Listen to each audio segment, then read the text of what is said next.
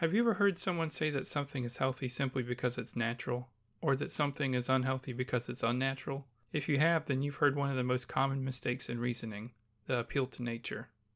In this video, we'll be tackling this mistake in reasoning. If there are any other logical fallacies or cognitive biases that you'd like me to cover in this series, please comment below and mention them, and I'll be happy to consider them.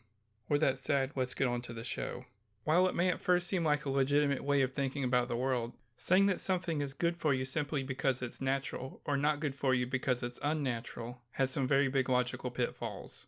For starters, it's not exactly clear how to separate the natural from the unnatural, and the concept of being natural is much more vague than one would initially think.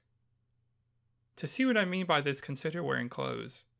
Is it natural for people to wear clothes? Or consider the technology of fire. Is it natural to use fire to cook our food? To me, it isn't exactly obvious that there are good answers to these questions. Even if we set this aside, however, it's not that hard to find objects in nature that violate the idea that what is natural is good for you.